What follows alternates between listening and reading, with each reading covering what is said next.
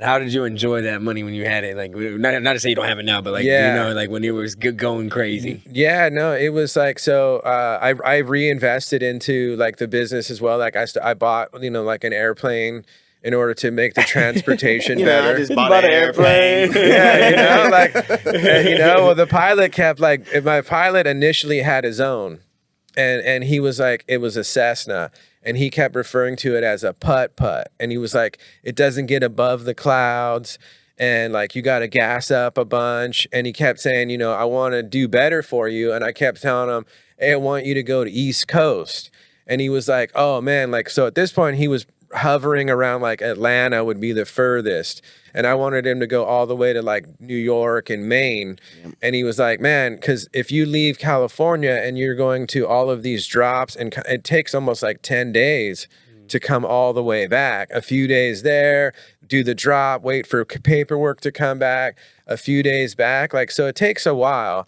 And in the moment, I didn't want these plug guys to even know that I was operating out of state.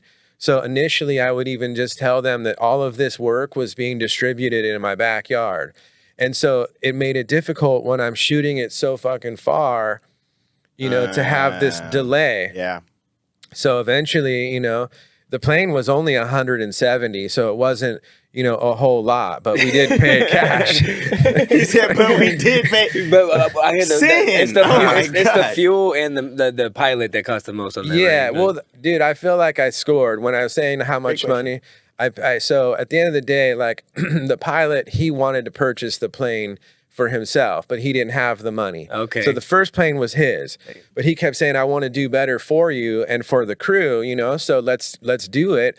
And he was like, you buy the plane, and every time I run for you, I'll pay back some of the 170. Oh, wow. You know, but in the end of the day, he wasn't necessarily paying it out back, but I was like fully beating him up on the price. He just charged me per pound. Yeah. And I think it, like, in order to just even put it on the debt, I think it was like $200 on a pound. Oh man! So if he had a 400 pack, you know, going out, he was getting 200 times 400, Right. and then all of his expenses. So he would come back and say, "Hey, the hotel, the rent-a-car, the airplane gas was $6,000." What would you have know? paid? Like if he hears you say it now, like if No, I mean, like, yeah, I mean, it just seemed like so crazy to just pay 100 or 200. Like, I'll pay that to the homie to go 3 blocks in his car.